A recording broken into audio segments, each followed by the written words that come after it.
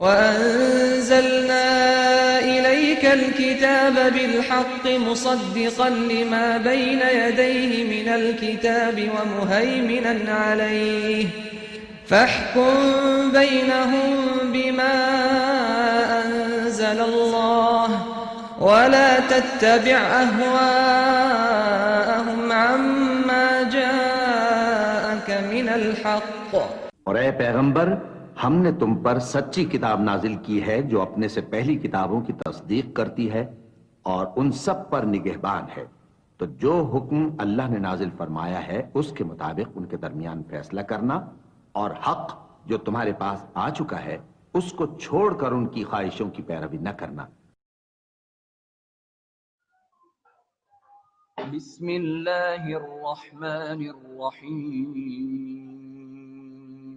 الحمد للہ رب العالمین الرحمن الرحیم مالک یوم الدین ایاک نعبد و ایاک نستعین اهدنا الصراط المستقيم صراط الذين أنعمت عليهم غير المغضوب عليهم ولا الضالين.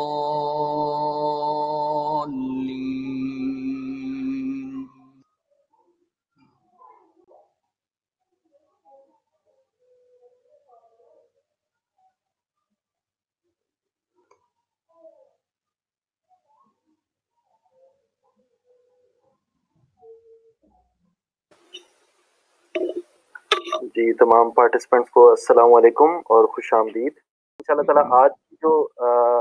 نشست ہے وہ ہماری لاسٹ فرائیڈے کو جو نشست تھی اس کی کنٹینیویشن ہے.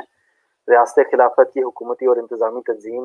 اجہزہ دولہ خلافہ ایک کتاب ہے جس کے حوالے سے ہم ایک سیریز آف لیکچرز لے کر آئے ہیں آپ کے سامنے. تو اسی سلسلے کے اندر ہم نے پہلے جو ہے وہ پورے ریاست کا جو ایک ڈھانچہ تھا پہلے ہم نے دیکھا کہ وہ کیسے فنکشن کرتا ہے، اور پھر ہم نے جو خلیفہ ہے اس کے بارے میں ایک پوری ہماری ٹاک تھی لاسٹ فرائیڈے کو. اور اسی سلسلے میں جو تیسری آج کی کڑی ہے وہ معاونین کے حوالے سے ہے. تو ریاست خلافت میں جو خلیفہ کے معاونین ہوں گے وہ کتنے قسم کے ہوتے ہیں، وہ کیا نام ہوتے ہیں ان کی کیا رسپانسبلٹیز ہوتی ہیں، وہ کس طرح سے فنکشن کرتے ہیں. انشاءاللہ تعالیٰ آج اس کے حوالے سے جو ہے وہ بھائی آپ کے سامنے ایک ٹاک پریزنٹ کریں گے. تو انشاءاللہ تعالیٰ میں گزارش کروں گا کہ بھائی جو ہیں وہ اپنی ٹاک جو ہے وہ سٹارٹ کریں. جزاک اللہ خیر. بسم اللہ الرحمن الرحیم الحمد للہ رب العالمین والصلاۃ والسلام علی اشرف الانبیاء والمرسلین وعلی آلہ وصحبہ اجمعین. السلام علیکم ورحمۃ اللہ وبرکاتہ. جس طرح بھائی نے انٹروڈکشن میں کافی تفصیل سے بیان کیا ایک بیک گراؤنڈ جو کہ لاسٹ فرائیڈے کو ہم لوگوں نے ڈسکشن کی تھی خلیفہ کے حوالے سے جو کہ اسلامی ریاست کا سربراہ ہوتا ہے اور امت بیعت کے ذریعے سے اس کو یہ ذمہ داری ٹرانسفر کرتی ہے کہ اس خلیفہ نے ہی امت کے اوپر اسلام کو نافذ کرنا ہے اور اس اسلام کو باقی دنیا تک لے کر جانا ہے. تو یہ ایک بہت عام سننے والا سوال ہے جو کہ سننے میں آتا ہے کہ اگر ہم صرف ایک حکمران کی بات کر رہے ہیں اور ہم یہ کہہ رہے ہیں کہ پوری مسلم امت کے اوپر ایک خلیفہ ہوگا تو یہ کیسے ممکن ہے کہ ایک خلیفہ پوری امت مسلمہ کے تمام جو علاقے ہیں ان کے اوپر ایک اپنی ذات سے حکومت کر سکے. اور اگر ہم حکمرانوں کی تقسیم کی بات نہیں کر رہے اور اگر ہم یہ کہہ رہے ہیں کہ حکمران جو ہے وہ صرف ایک ہے تو ایک شخص کے لیے یہ کیسے ممکن ہے کہ وہ تمام کے تمام علاقوں کے اوپر صرف اپنے طور کے اوپر حکومت کر سکے. تو انشاءاللہ اس حوالے سے آج کی ہماری ایک گفتگو ہے جس کے اندر خلیفہ کے جو معاونین ہیں انشاءاللہ اس کے حوالے سے ہم بات کریں گے. اگر ہم نبی صلی اللہ علیہ وسلم کی جو سیرت مبارکہ ہے جس کے اندر نبی صلی اللہ علیہ وسلم نے مدینہ کے اندر ایک اسلامی ریاست جو تھی اس کو اسٹیبلش کرنے کے بعد اس کو چلا کر دکھایا،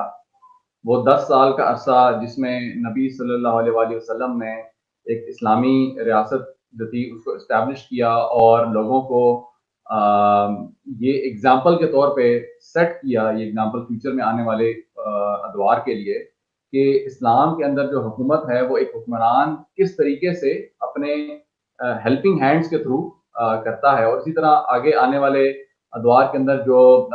خلیفۃ الرسول حضرت ابوبکر صدیق رضی اللہ عنہ آئے، اس کے بعد حضرت عمر فاروق، حضرت عثمان غنی، حضرت علی وغیرہ، اور ایون اس کے بعد والے ادوار کے اندر بھی،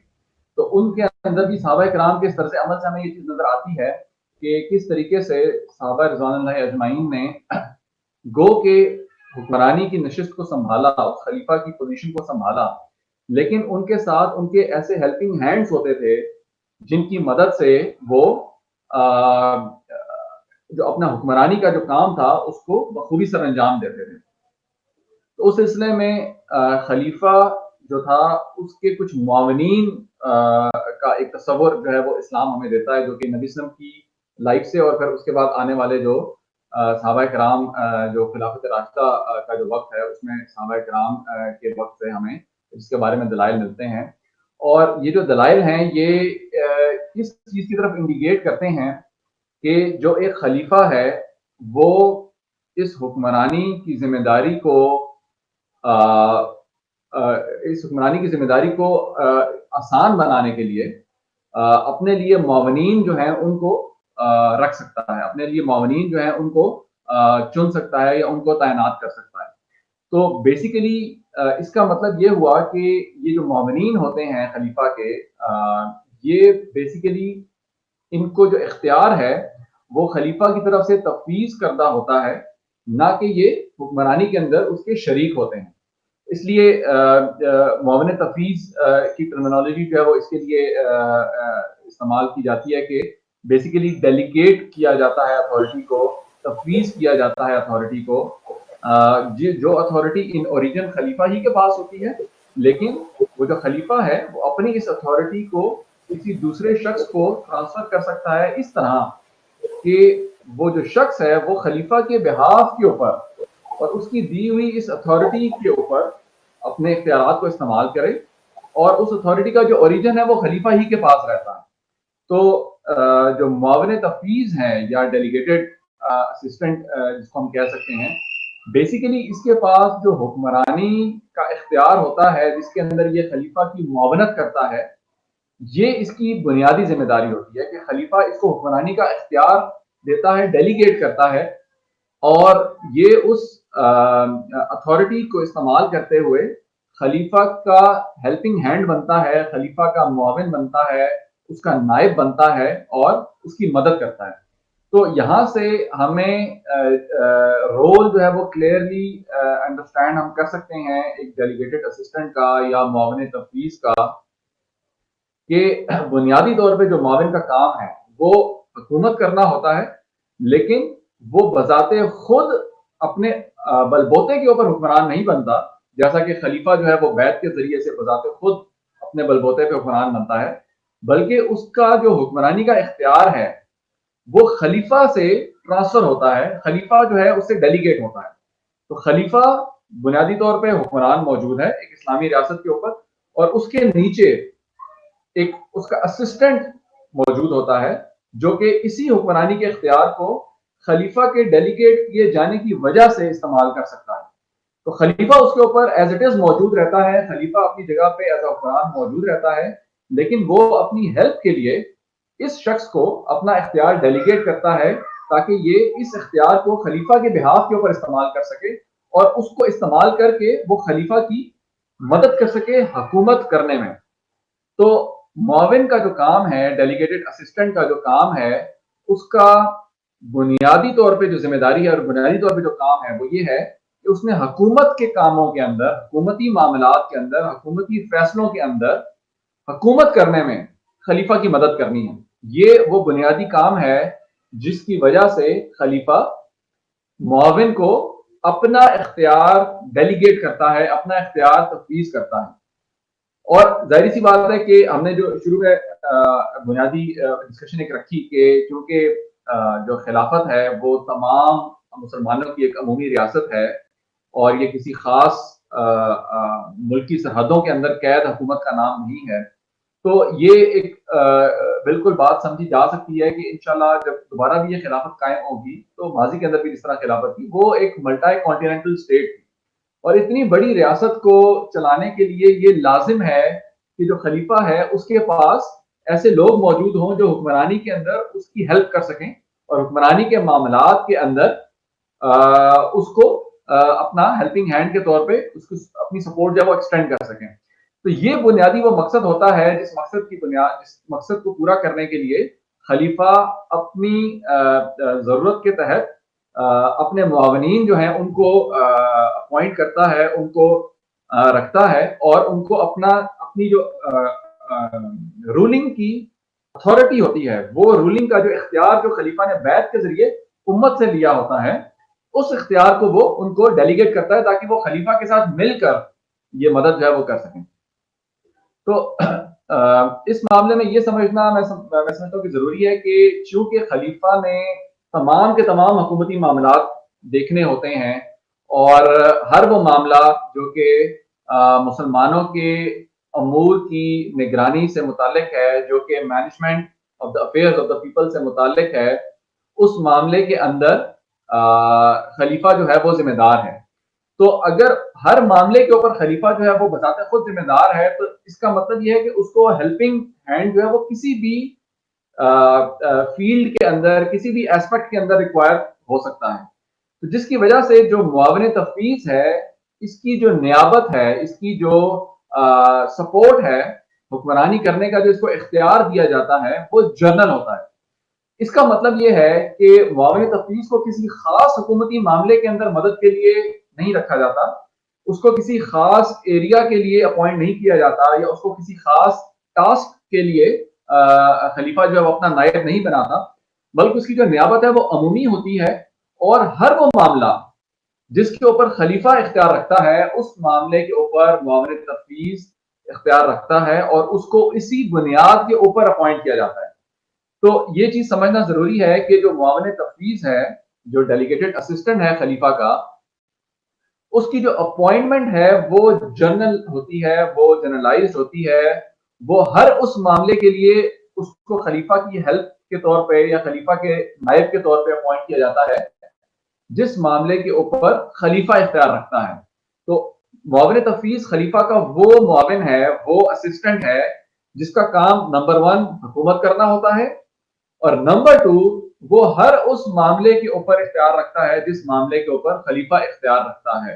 تو بیسیکلی آپ یہ کہہ سکتے ہیں کہ اس کے پاس وہ سارے اختیارات ہوتے ہیں جو کہ خلیفہ کے پاس ہوتے ہیں, سوائے اس کے کہ وہ خلیفہ کو رپورٹنگ ہوتا ہے, اور خلیفہ جو ہے وہ اس کو اپوائنٹ کرتا ہے یا اس کو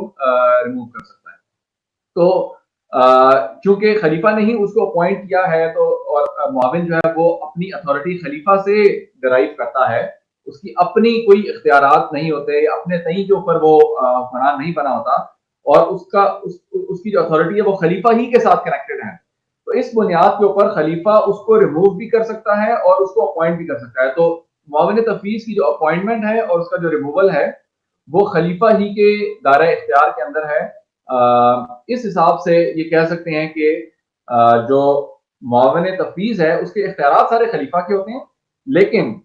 خلیفہ اس کو ریموو کر سکتا ہے, وہ خلیفہ کو ریموو نہیں کر سکتا کیونکہ وہ خلیفہ کو رپورٹنگ ہے. تو یہ ایک چھوٹا سا فرق ہے اختیارات کے حوالے سے. لیکن ایٹ دا سیم ٹائم جس طرح ہم نے پہلے بات کی کہ جو معاون تفویض ہے اس کی جو اپوائنٹمنٹ ہے وہ جنرلائز ہوتی ہے, وہ تمام معاملات کے اوپر اس کو ذمہ داری دی جاتی ہے, اور ہر وہ معاملہ جس کے اوپر خلیفہ ذمہ دار ہے اس کے اوپر معاون تفویض جو ہے اس کی نیابت اس چیز کے اوپر موجود ہوتی ہے. اچھا, ایک چیز جو ہے وہ یہاں پہ تھوڑا سا میں سمجھتا ہوں کہ شاید ہمیں کلیئر ہونی چاہیے, وہ یہ کہ جس طرح نبی صلی اللہ علیہ وسلم کی حدیث بھی ہے جس کے اندر ہمیں نبی صلی اللہ علیہ وسلم کے جو وزراء ہیں ان کا ذکر جو ہے وہ آتا ہے, جس میں نبی صلی اللہ علیہ وسلم نے فرمایا کہ آسمان میں میرے جو 2 وزیر ہیں وہ جبرائیل اور میکائیل ہیں, اور زمین میں میرے جو 2 وزیر ہیں وہ ابو بکر اور عمر ہیں. تو جب نبی صلی اللہ علیہ وسلم مسلمانوں کے حکمران تھے مدینہ کے اندر, جب اسلامی ریاست موجود تھی اور نبی صلی اللہ علیہ وسلم جو تھے وہ اس کو لیڈ کر رہے تھے, تو اس وقت حضرت ابو بکر صدیق اور حضرت عمر فاروق رضی اللہ عنہ، یہ دونوں صحابہ کرام جو تھے یہ نبی صلی اللہ علیہ وسلم کے ڈیلیگیٹڈ اسسٹنٹس کے طور کے اوپر موجود تھے، اور جس کی وجہ سے ہمیں ان کا رول جو ہے وہ نظر آتا ہے، ان معاملات کے اندر ان کی رائے نظر آتی ہے، ان کا رول نظر آتا ہے جو کہ حکومت سے متعلق جو معاملات ہیں وہ ہیں۔ گو کہ چونکہ نبی صلی اللہ علیہ وسلم جو تھے وہ اللہ کے نبی بھی تھے اور اسلامی شریعت کا سورس بھی تھے، اسلامی شریعت کا ماخذ بھی تھے، تو اس لیے یہ ایک بہت نیچرل بات ہے کہ نبی صلی اللہ علیہ وسلم ہی بیسیکلی حکمرانی کے فور فرنٹ کے اوپر تھے۔ لیکن نبی صلی اللہ علیہ وسلم کے بعد کے دور کے اندر جب حضرت ابو بکر صدیق رضی اللہ عنہ کا دور خلافت آیا تو اس کے اندر ہمیں نظر ہی آیا کہ حضرت ابو بکر صدیق رضی اللہ عنہ نے حضرت عمر فاروق رضی اللہ عنہ کو اپنے ڈیلیگیٹڈ اسسٹنٹ کے طور پہ رکھا، اور جو حضرت عمر فاروق تھے وہ اتنے زبردست طریقے سے حضرت ابو بکر صدیق رضی اللہ عنہ کا جو لوڈ تھا حکمرانی کا اس کو شیئر کرتے تھے کہ لوگ اس طرح کے بیان دیتے تھے کہ ہمیں یہی سمجھ نہیں آتی کہ اصل میں حکمران جو ہے وہ ابو بکر ہیں یا عمر ہیں، یعنی اتنا زبردست ایک شیئرنگ کا میکینزم جو تھا یا اتنی ایک زبردست انڈرسٹینڈنگ جو تھی وہ ان دونوں کے درمیان موجود تھی۔ پھر اسی طرح جب حضرت عمر فاروق رضی اللہ عنہ جو تھے وہ حکمران بنے تو ان کے دور میں حضرت عثمان اور حضرت علی رضی اللہ عنہ جو تھے یہ دونوں صحابہ کرام جو تھے وہ ان کے ڈیلیگیٹڈ اسسٹنٹس کے طور کے اوپر موجود تھے۔ گو چونکہ اس کے بعد پھر حضرت عثمان جب بنے تو حضرت علی اور مروان بن حکم یہ دونوں جو تھے یہ ڈیلیگیٹڈ اسسٹنٹس کے طور پر موجود تھے۔ گو کہ اس میں تھوڑا حضرت علی جو تھے وہ تھوڑا سا مطلب اتنے فور فرنٹ کے اوپر نہیں تھے، لیکن بہرحال جو ڈیلیگیٹڈ اسسٹنٹس کا ڈیسیژن ہے اور ان کا جو رول ہے وہ ہمیں ان صحابہ کرام کے رول کے اندر جو ہے وہ نظر آتا ہے۔ تو ہر دور کے اندر نبی صلی اللہ علیہ وسلم کے دور سے لے کے بعد والے خلفائے راشدین کے دور کے اندر بھی ہمیں یہ چیز کلیئرلی نظر آتی ہے کہ جو صحابہ کرام تھے انہوں نے جو حکمرانی کا جو بوجھ تھا، جو خلافت کی ذمہ داری تھی خلفاء نے اور نبی صلی اللہ علیہ وسلم نے اس کو شیئر کرنے کے لیے جو صحابہ کرام تھے ان کو اپنے اسسٹنٹ کے طور پہ حکمرانی کے اندر اسسٹنٹ کے طور کے اوپر اپوائنٹ کیا۔ اچھا، اس کے اندر صرف یہ چیز میں سمجھتا ہوں کہ ہمیں کلیئر ہونی چاہیے کہ جس طرح وزیر کا ورڈ جو ہے وہ یہاں پر استعمال ہوا ہے اس حدیث کے اندر، اور یہی وہ ٹرمینالوجی تھی جو کہ استعمال ہوتی تھی، اور پھر خلافت عثمانیہ کے آخری دور میں پاشا کی ٹرمینالوجی جو تھی وہ ہمیں نظر آئی جو کہ وزراء کے لیے استعمال ہوتی تھی۔ تو جو یہ وزیر کی ٹرمینالوجی ہے اس کو ہمیں کنفیوز نہیں کرنا ان وزراء سے جو آج کل کی جو وزارتیں ہوتی ہیں جمہوری نظام کے اندر ان کے اوپر موجود ہوتے ہیں۔ تو جس طرح وزیر پانی و بجلی ہے یا وزیر صنعت ہے یا وزیر مذہبی امور ہے یا وزیر خارجہ ہے یا معیشت کا جو وزیر ہے، ان کے لیے بھی وزیر کی ٹرمینالوجی استعمال ہوتی ہے۔ لیکن یہ جو منسٹرز جو کہ جمہوری نظام کے اوپر موجود ہیں، جو وزراء، ان کی جو ریالٹی ہے اور ان کی جو سچویشن ہے یہ بالکل ڈفرینٹ ہے اس وزیر سے جس کا ذکر جو ہے وہ اس حدیث کے اندر آیا ہے یا جن کی ہم بات کر رہے ہیں۔ اور وہ کس طرح ڈفرینٹ ہے؟ وہ اس طرح ڈفرینٹ ہے، نمبر ون، کہ جو جمہوری نظام کے اوپر جو وزراء ہیں وہ اصل میں قانون سازی کا کام بھی کرتے ہیں پارلیمنٹ کے اندر، جبکہ اسلام کے اندر قانون سازی کا ایلیمنٹ ایگزسٹ نہیں کرتا، جس کی وجہ سے ہمیں یہ نظر آتا ہے کہ ہمیشہ اسلامی کو بس نافذ کیا جاتا رہا ہے، کیونکہ قانون جو تھا وہ اسلام کی شکل میں موجود تھا اور صرف اس کے نفاذ کی ضرورت تھی جس کو خلفاء اور اس کے جو اسسٹنٹس ہیں وہ کرتے رہے۔ تو جو جمہوری نظام کے اوپر موجود وزراء ہیں ان کا قانون کے نفاذ کے اندر تو جو رول ہے وہ ہے، اس سے بڑھ کے ایک قانون سازی کا بھی رول ہے۔ ایک تو یہ بنیادی فرق ہے جمہوریت کے اندر موجود وزراء میں اور وہ وزراء جو کہ جن کو ہم ڈیلیگیٹڈ اسسٹنٹس کہہ رہے ہیں اور جن کا حدیث کے اندر ذکر ہے۔ دوسرا جو میجر فرق ہے وہ یہ ہے، جو کہ اصل میں حکمرانی کے اینگل سے جو فرق ہے، جو کہ شاید زیادہ اہم ہے ہماری اس آج کی گفتگو سے متعلق، وہ جو فرق ہے وہ یہ ہے کہ جمہوری نظام کے اندر جو وزراء ہوتے ہیں وہ ایک پاور شیئرنگ ماڈل کی بنیاد کے اوپر حکمرانی کرتے ہیں۔ اس کا مطلب یہ ہے کہ اگر خارجہ امور کے اوپر ایک شخص کو وزیر کے طور پہ تعینات کیا گیا ہے تو اس کا جو دائرہ اختیار ہے وہ خارجہ امور تک ہی لمیٹڈ ہے.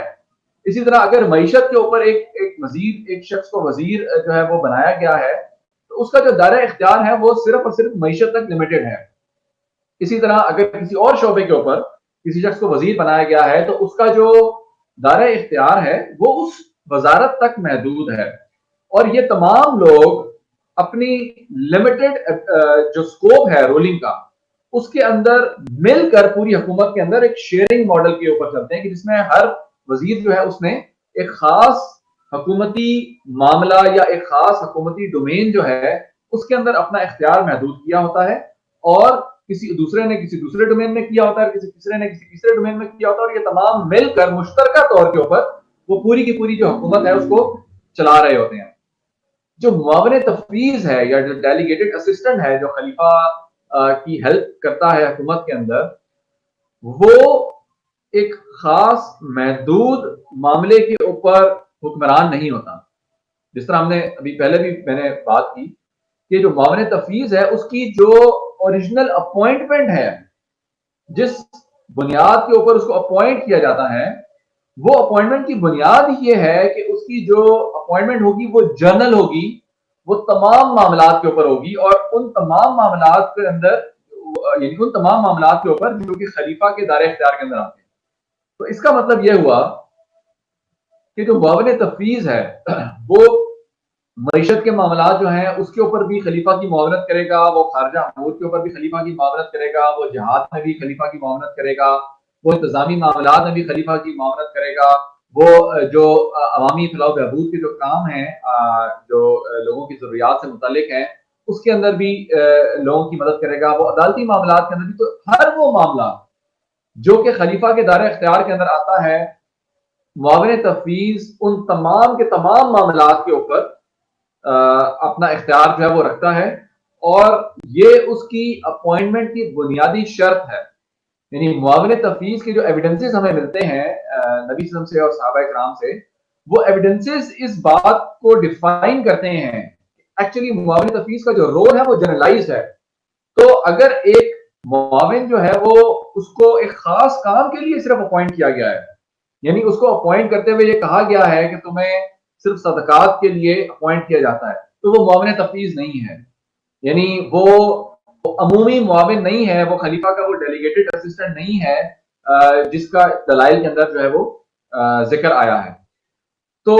یہ چیز ہمیں کلیئر ہونی چاہیے کہ جو معاونین ہوتے ہیں وہ حکمران ہوتے ہیں, لیکن وہ جمہوریت کے اندر موجود جو وزراء ہوتے ہیں ان کی طرح کے حکمران نہیں ہوتے,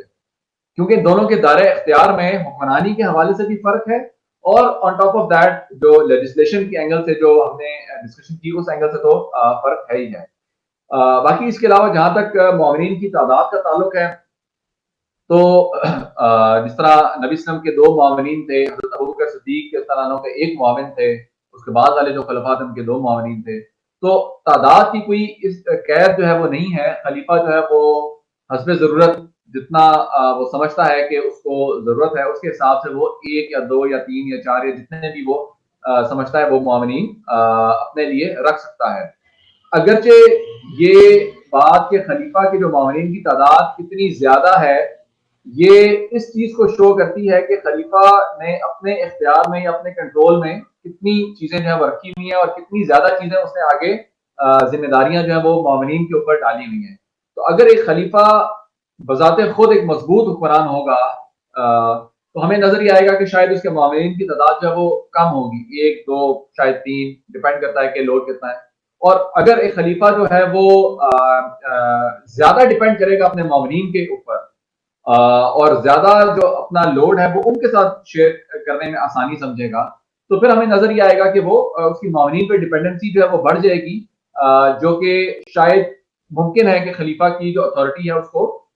یا خلیفہ کی جو پوزیشن ہے اس کو سیاسی طور پہ تھوڑا سا کمزور کر سکتی ہے. تو یہ چیز جو ہے وہ ہمیں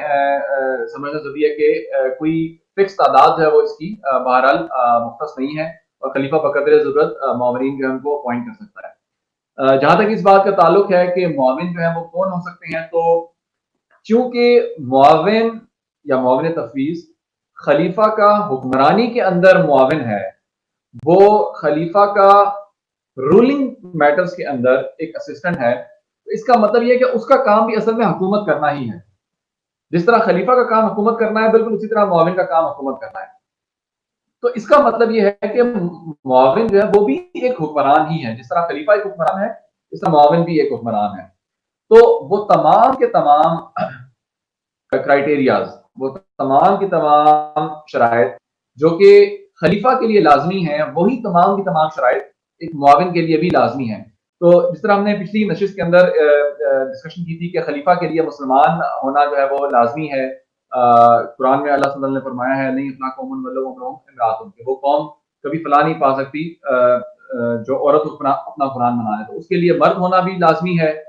اسی طرح اس کے لیے بالغ اور عاقل ہونا جو ہے وہ بھی لازمی ہے، کیونکہ نبی صلی اللہ علیہ وسلم کی حدیث ہے جس میں نبی صلی اللہ علیہ وسلم نے فرمایا ہے کہ جو بچہ ہے اور جو مجنون ہے ان کے اوپر سے اللہ سبحانہ تعالیٰ نے اکاؤنٹیبلٹی جو ہے وہ اٹھا دی ہے. پھر اسی طرح عادل ہونا جو ہے وہ خلیفہ کے لیے بھی شرط ہے. تو اسی طرح کیونکہ معاون جو ہے وہ حکمران ہے اس کے لیے بھی شرط ہے. گواہ کے لیے عادل ہونا شرط ہے. تو بدرجہ اولا خلیفہ اور معاون جو کہ اس گواہ کے اوپر حکمرانی کا کام کرتے ہیں ان کے لیے یہ اس سے زیادہ لازم ہے. اسی طرح جس طرح خلیفہ کے لیے آزاد ہونا ضروری ہے کہ وہ انڈیپینڈنٹلی اپنے ڈیسیژنز ہیں وہ لے سکے اور وہ خود اپنی ذات کے اوپر قادر ہو، کسی کی غلامی میں نہ ہو. اسی طرح جو ڈیلیگیٹڈ اسسٹنٹ ہے خلیفہ کا وہ بھی آزاد ہونا اس کے لیے ضروری ہے، اور وہ کوئی غلام جو ہے وہ اسسٹنٹ نہیں بنایا جا سکتا. پھر جس طرح خلیفہ کے لیے قابل ہونا ضروری ہے، اسی طرح جو خلیفہ کا ڈیلیگیٹڈ اسسٹنٹ ہے اس کے لیے بھی حکمرانی کی پوزیشن کے لیے قابلیت اس کے اندر ہونا ضروری ہے، قابلیت کا موجود ہونا اس میں ضروری ہے. تو چونکہ خلیفہ ایک حکمران ہے تو وہ تمام شرائط جو کہ خلیفہ کے لیے ہیں ایکچولی وہ اسپیسیفکلی خلیفہ کے لیے نہیں ہے بلکہ وہ حکمران کے لیے شرائط ہیں اسلام کے اندر. تو چونکہ خلیفہ ایک حکمران ہوتا ہے اس لیے وہ ساتھ کی ساتھ شرائط جو دلائل ہیں وہ حکمرانی کی وجہ سے خلیفہ کے اوپر بھی لاگو ہوتے ہیں، اور وہی ساتھ کے ساتھ شرائط حکمرانی کی وجہ سے ڈیلیگیٹڈ اسسٹنٹ کے اوپر بھی لاگو ہوتے ہیں. تو وہ جو 7 شرائط ہیں وہ بنیادی طور پہ حکمرانی کی شرائط ہیں اسلام کے اندر. تو اگر وہ حکمران خلیفہ ہوگا تو وہ خلیفہ پر لاگو ہوں گی، اگر وہ حکمران ڈیلیگیٹڈ اسسٹنٹ ہوگا تو اس کے اوپر لاگو ہوں گی. پھر اسی طرح اگر ہم آگے چلیں تو کچھ پوائنٹس ہیں جو کہ معاون تفویض کی جو ذمہ داریاں ہیں ان سے متعلق جو کہ میں سمجھتا ہوں کہ ہمیں پتہ ہونے چاہیے. معاون تفویض کا جو آپریشنل طریقہ کار ہے خلیفہ کے ساتھ وہ اس طرح سے ہوتا ہے کہ چونکہ خلیفہ نے اپنے کچھ معاملات معاون تفویض کے سپرد کیے ہوتے ہیں، یا اس کو عمومی چونکہ نیابت ہے تو اس کو یہ انسٹرکشنز ہوتی ہے کہ اس نے وہ معاملات ہیں وہ خلیفہ کے ساتھ شیئر کرنے ہیں. تو اگر خلیفہ ایک معاملہ خود دیکھ رہا ہے تو دوسرا معاملہ وہ معاون کے سپرد کر سکتا ہے. اگر دوسرا معاملہ وہ خود دیکھ رہا ہے تو پہلا معاملہ وہ معاون کے سپرد کر سکتا ہے. اگر ایک علاقے کے اندر کچھ ایشو ہے تو ایک علاقے کو معاون کو کہہ سکتا ہے کہ وہ اس علاقے کو دیکھ لے، کیونکہ کسی خاص علاقے کسی بھی علاقے یا کسی بھی معاملے کو دیکھنا جو ہے وہ معاون تفویض کے دائرہ اختیار میں آتا ہے. تو خلیفہ جو ہے وہ اس کو کوئی بھی ٹاسک جو ہے وہ اسپیسیفکلی بھی اسائن کر سکتا ہے کہ اچھا چلو اسپیسیفکلی اس چیز کو دیکھ لو یا اس جگہ کو دیکھ لو یا اس معاملے کو دیکھ لو. تو چونکہ معاون تفویض کا اصل مقصد لوڈ شیئرنگ ہے خلیفہ کی حکمرانی کے اندر، تو وہ بہت سارے معاملات جو ہیں وہ خود سے اپنی قابلیت کی بیس کے اوپر خود سے جو ہے وہ مینج کر رہا ہوتا ہے. تو اس لیے اس کے لیے یہ ضروری ہے کہ وہ اپنے ڈیسیژنز جو وہ کرتا ہے اس سے وہ خلیفہ کو انفارم رکھے تاکہ خلیفہ کو یہ معلوم ہو کہ معاون تفویض نے کیا فیصلے لیے ہیں. لیکن اس ڈیسیژن سے خلیفہ کو انفارم رکھنے کا مطلب خلیفہ سے اجازت مانگنا نہیں ہے، کیونکہ اگر وہ ہر معاملے میں جا کے خلیفہ سے اجازت مانگے گا اور پھر خلیفہ نے ہی یہ ایویلویٹ کرنا ہے کہ اچھا یہ ہونا چاہیے کہ نہیں ہونا چاہیے یا اس معاملے کو کیسے سالو ہونا چاہیے، تو پھر اس کا مطلب یہ ہوگا کہ ایکچولی تو ہر معاملہ خلیفہ ہی کے پاس جا رہا ہے. تو پھر معاون سے خلیفہ کو کوئی خاطر خواہ ہیلپ نہیں مل رہی سوائے اس کے کہ وہ ہر چیز اس کو آ کے بس پوچھ رہا ہے اور ہر چیز آ کے پوچھ رہا ہے. معاون کا مطلب یہ ہے کہ وہ خود سے معاملات ہیں ان کو مینج کرے گا اور وہ خود سے ڈیسیژن لے گا اور خود سے ان ڈیسیژن کی بنیاد کے اوپر خلیفہ کے بہاف کے اوپر حکمرانی کرے گا. تو اس لیے معاون کے لیے یہ ضروری ہے کہ وہ معاملات کو خود سے دیکھے، لیکن ایٹ دا سیم ٹائم اس کے لیے یہ بھی ضروری ہے کہ جو وہ ڈیسیژن لے اس سے وہ خلیفہ کو انفارمڈ رکھے. یعنی خلیفہ شوڈ ایکچولی نو کہ جو معاون ہے یا معاونین ہیں اگر ایک سے زیادہ ہیں تو وہ کیا کن معاملات کو دیکھ رہے ہیں اور کن معاملات کے اندر وہ کس طریقے سے حکمرانی جو ہے وہ کر رہے ہیں, کیا فیصلے لے رہے ہیں. لیکن اگر کوئی ایک ایسا معاملہ آتا ہے جس کے اندر خلیفہ یہ سمجھتا ہے کہ جو معاون کا فیصلہ تھا وہ درست نہیں تھا, تو وہ اس کو, یا معاون کا جو فیصلہ ہے وہ درست نہیں ہے, تو وہ اس معاملے کو ایگزیکیوشن سے پہلے ہی معاون کو روک سکتا ہے کہ یہ کام ایسے نہیں ہونا چاہیے. اور پھر ظاہر سی بات ہے کہ اس معاملے کے اندر جو خلیفہ کی رائے ہے وہ مقدم سمجھی جائے گی, کیونکہ اصل میں جو حکمران ہے وہ خلیفہ ہے اور جو اختیار ہے وہ خلیفہ ہی سے معاون کے پاس گیا ہے. تو اگر کسی ایک معاملے کے اندر خلیفہ معاون کو روک دیتا ہے تو معاون کے لیے لازمی ہے کہ وہ اس معاملے کے اندر رک جائے اور جو فیصلہ خلیفہ دے وہ اس فیصلے کے مطابق اس معاملے کو آگے چلائے.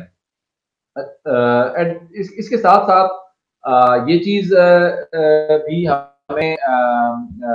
اس میں پتہ ہونی چاہیے کہ یہ بھی ممکن ہے کہ خلیفہ کو معاون کی غلطی کا تب پتہ چلے جب معاون وہ فیصلہ کر چکا ہو یا وہ جو فیصلہ ہے وہ امپلیمنٹ ہو چکا ہو. تو اس صورت کے اندر معاملہ جو ہے وہ کچھ یوں ہے کہ خلیفہ معاون کے فیصلے کو ریورس کر سکتا ہے اگر وہ ریورسیبل ہو. اس کی ایگزامپل ایسے ہے کہ فار ایگزامپل اگر خلیفہ خود ایک فیصلہ کرتا ہے اور فیصلہ کرنے کے بعد یا اس کی امپلیمنٹیشن کے بعد اس کو معلوم ہوتا ہے یا اس کا اوپینین جو وہ چینج ہو جاتا ہے اور وہ یہ سمجھتا ہے کہ جو فیصلہ میں نے کیا یہ درست نہیں تھا اور وہ اس فیصلے کو ریورس کرنا چاہتا ہے, تو اگر تو اس نے فار ایگزامپل کسی ایک اسپیسیفک حکومتی عہدیدار کی اپوائنٹمنٹ کی یا کسی ایک حکمران کی اپوائنٹمنٹ کی یا کوئی ایک اس طرح کا ڈیسیژن لیا جس کے اندر کسی کی ٹرانسفر ہو گئی یا سم تھنگ لائک دیٹ, تو یہ اس طرح کے فیصلے ہیں جن کو واپس کیا جا سکتا ہے, جن کو ریورس کیا جا سکتا ہے کہ آپ نے جو اپوائنٹمنٹ کی آپ اس کو ریورس کر دیں. آپ نے اگر ایک بندے کی ٹرانسفر کر دی تو آپ اس کو ریورس کر سکتے ہیں. آپ نے اگر فوج کو ایک جگہ سے دوسری جگہ موو کرنے کا حکم دے دیا تو آپ اس کو واپس بلا سکتے ہیں. تو اس طرح کے جو معاملات ہیں وہ ریورسیبل معاملات ہیں. تو اس میں اگر خلیفہ اپنے فیصلے کو ریورس کر سکتا ہے تو وہ لازمی بات ہے کہ وہ اپنے معاون کے فیصلے کو بھی ریورس کر سکتا ہے. لیکن اگر وہ جو معاملہ ہے وہ اس طرح کا معاملہ ہے جس میں خلیفہ اپنے بھی فیصلے کو ریورس نہیں کر سکتا, جیسے کہ اس نے ایک شخص کو سزا دے دی, اب جو سزا اس شخص کو مل چکی تو مل چکنے کے بعد وہ سزا ریورسیبل نہیں ہے. اگر ایک شخص کو کوڑے مارنے کی سزا تھی تو وہ ریورس نہیں ہو سکتی. اگر ایک شخص کو قتل کرنے کی سزا تھی تو وہ ریورس نہیں ہو سکتی. اگر ایک مال کو کسی چیز کے اوپر خرچ کر دینے کا فیصلہ تھا تو وہ فیصلہ واپس نہیں ہو سکتا کیونکہ وہ مال خرچ ہو چکا ہوا ہے. تو اس طرح کے فیصلے کے اندر جس میں خلیفہ اپنے فیصلے کو بھی واپس نہیں کر سکتا, تو اگر یہ فیصلہ معاون تفویض لے لے اور خلیفہ کو یہ احساس ہو کہ یہ جو اس نے فیصلہ امپلیمنٹ کیا یا فیصلہ کیا یہ غلط تھا اور وہ فیصلہ امپلیمنٹ ہو چکا, تو پھر وہ فیصلہ بھی واپس نہیں ہو سکتا. یہ ایک پریکٹیکل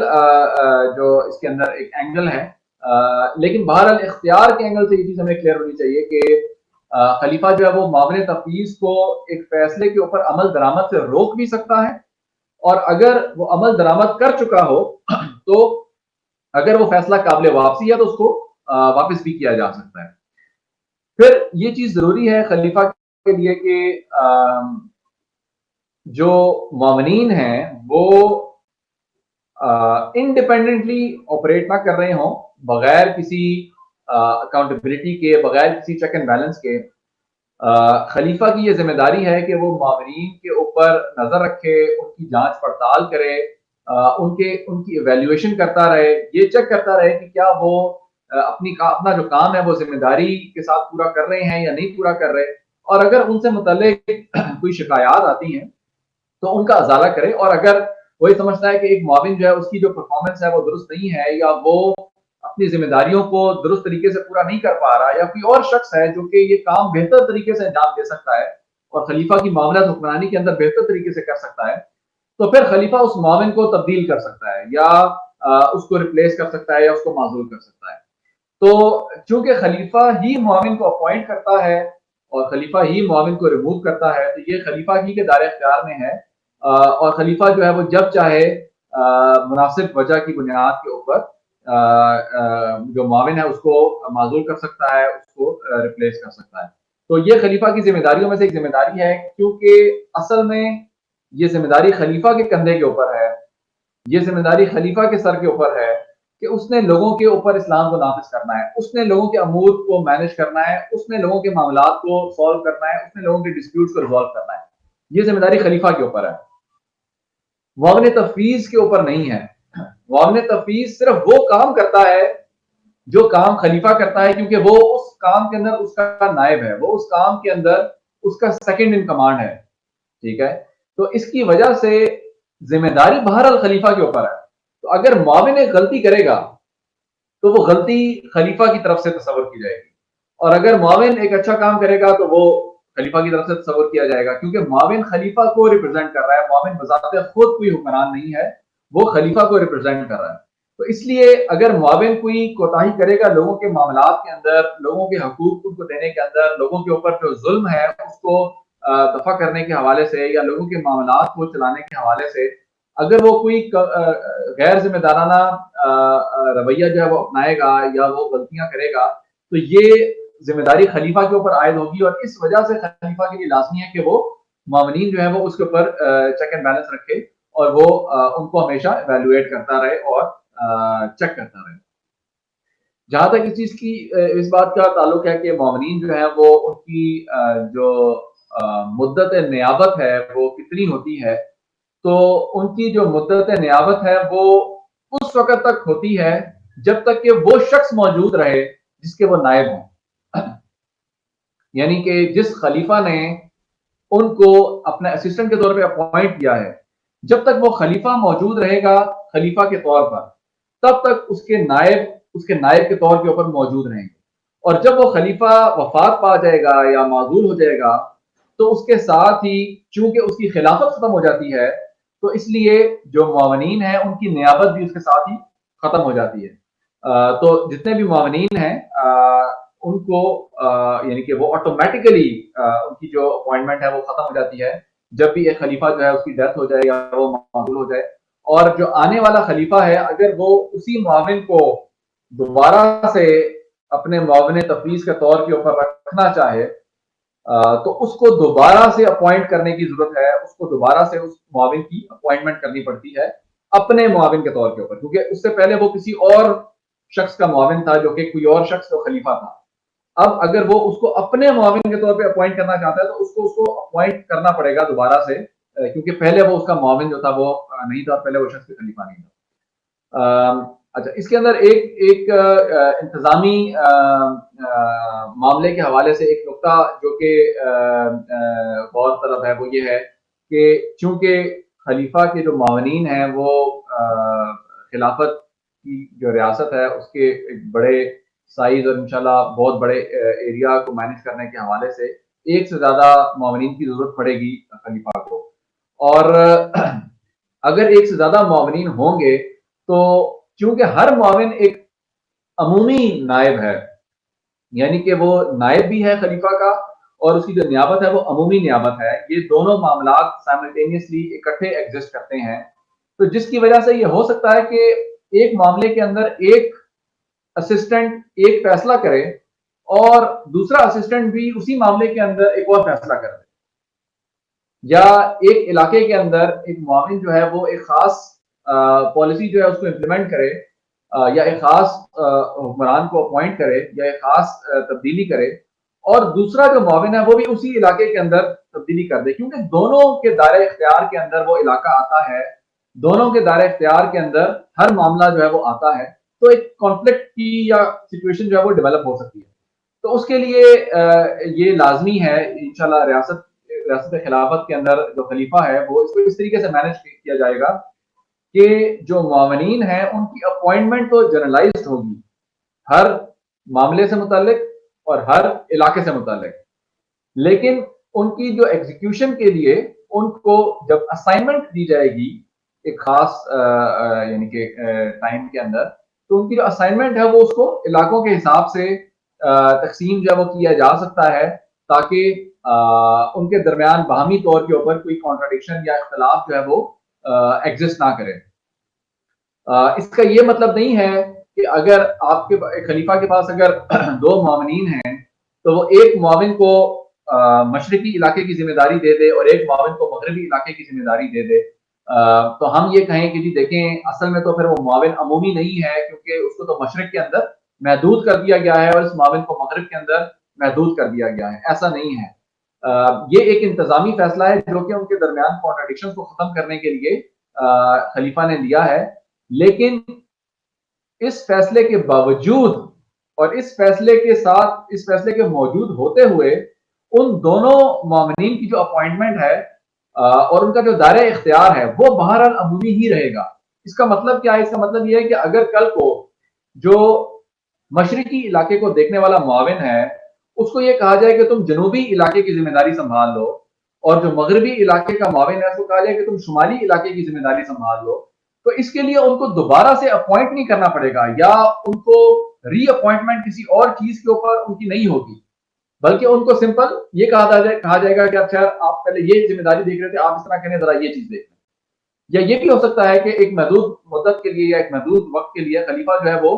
اس معاون کو اس کی ذمہ داری کے علاوہ کسی ایک اسپیسیفک معاملے کے اندر، پوری خلافت کے ایک اسپیسیفک معاملے کے اندر ذمہ داری دے دے. مثال کے طور کے اوپر کہ عدلیہ سے متعلق کوئی خاص اگر معاملہ ہے پوری خلافت کے اندر، تو اس سے متعلق اس کو ایک ٹاسک، اسپیشل ٹاسک جو ہے وہ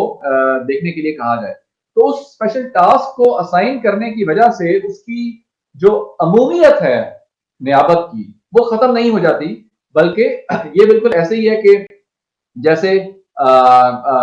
یعنی ایک شخص جو کہ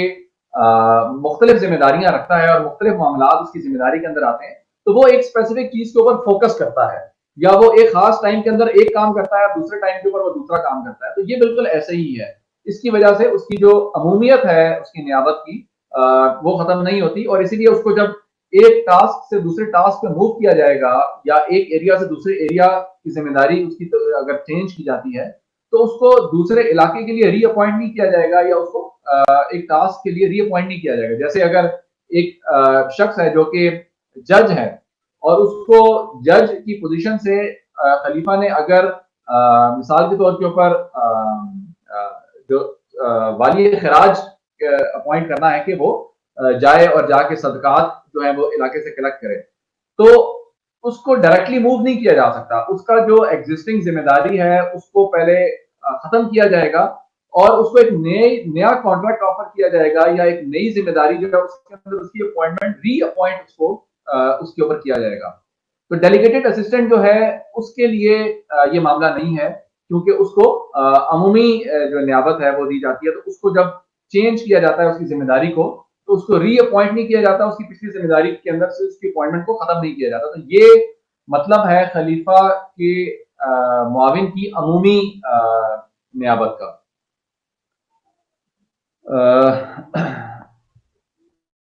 آگے چلتے ہیں انشاءاللہ. جو خلیفہ ہے اس کے جو معاونین ہیں وہ بیسیکلی 2 طرح کے ہیں. ایک تو وہ معاون جس کی ابھی ہم نے بات کی جو کہ معاون تفویض ہے، جو کہ خلیفہ کا اسسٹنٹ ہے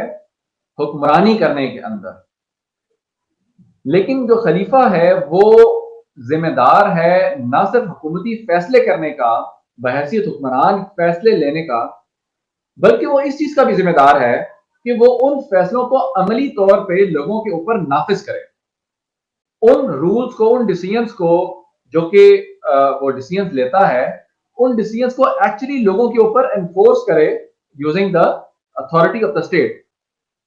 تو جو ایگزیکیوشن ہے نظام کی، جو امپلیمنٹیشن ہے نظام کی، امپلیمنٹیشن ہے حکمرانی کی اور حکمران کے فیصلوں کی، اس کا تعلق ایگزیکیوشن سے ہے جو کہ خلیفہ کی ذمہ داری ہے، اور یہ اسلام کے نفاذ کے اندر یہ چیز شامل ہے. تو جب خلیفہ نے اسلام کو نافذ کرنا ہے پوری کی پوری خلافت کے اندر، تو بالکل اسی طرح جس طرح پوری خلافت کے معاملات سے متعلق فیصلے کرنا ایک مشکل کام ہے جس کے لیے خلیفہ کو ہیلپنگ ہینڈز چاہیے، بالکل اسی طرح یہ انشور کرنا کہ پوری خلافت کے اندر جو احکامات ہیں حکمرانی کے اور خلیفہ کے جو فیصلے ہیں وہ ایکچولی نافذ ہو رہے ہیں، اور جو ایگزیکیوشن ہے کیا اس کے اندر کوئی پرابلم تو نہیں ہے، یعنی ایک فیڈ بیک دینا، یہ بھی ایک مشکل کام ہے جس کام کے لیے خلیفہ اپنے اسسٹنٹس رکھتا ہے جن کو ایگزیکٹو اسسٹنٹس کہتے ہیں یا معاون تنفیذ کہتے ہیں. تو معاون تنفیذ کی جو ٹرمینالوجی ہے اس سے ہمیں یہ چیز سمجھ آتی ہے کہ جو معاون تنفیذ ہے اس کا کام نفاذ سے متعلق ہے, قانون کا جو نفاذ ہے اس سے متعلق ہے, اور یہ قانون کے نفاذ کے اندر خلیفہ کا معاون ہوتا ہے, خلیفہ کا ہیلپنگ ہینڈ ہوتا ہے. تو بیسیکلی معاون تنفیذ کا جو کام ہے وہ معاون تفویض کی طرح حکمرانی کرنا نہیں ہوتا. تو معاون تنفیذ حکمران نہیں ہوتا, معاون تفویض حکمران ہوتا ہے. جو ڈیلیگیٹڈ اسسٹنٹ ہے وہ حکمران ہوتا ہے, جو ایگزیکٹو اسسٹنٹ ہے وہ حکمران نہیں ہوتا, کیونکہ اس کا کام حکمرانی کرنا ہے ہی نہیں. اس کا کام حکمران کے طور پہ فیصلے لینا نہیں ہے, بلکہ اس کا کام یہ ہے کہ جو فیصلے لے لیے گئے حکمران کی طرف سے, جو فیصلہ آ گیا خلیفہ کی طرف سے, جو فیصلہ آ گیا وہ ان فیصلوں کو ایگزیکیوٹ کروائے, ان فیصلوں کو امپلیمنٹ کروائے, اور ان فیصلوں کی امپلیمنٹیشن کے اندر خلیفہ کو جو ہیلپ چاہیے وہ ہیلپ اویلیبل کرے. تو اسی بنیاد کے اوپر چونکہ امپلیمنٹیشن کا جو کام ہے وہ تو ایک بہت وسیع کام ہے خلافت کے اندر, تو خلیفہ جو ہے وہ ایک وافر مقدار کے اندر, وافر تعداد کے اندر جو معاون تنفیذ ہیں وہ خلیفہ کو چاہیے ہوں گے, جو کہ خلیفہ کو ہیلپ کریں گے جو حکمرانی کے جو فیصلے خلیفہ کرتا ہے ان کو نافذ کرنے کے اندر. اور جو معاون تنفیذ کا کام ہے وہ صرف خلیفہ کی طرف سے کیے گئے فیصلوں کو آگے لے کر جانا, نفاذ کے لیے دیگر اداروں تک لے کر جانا, صرف یہی اس کا کام نہیں ہے, بلکہ وہاں پر جو امپلیمنٹیشن ہو رہی ہے اس امپلیمنٹیشن کی جو خبر ہے, اس امپلیمنٹیشن کی جو اپ ڈیٹ ہے,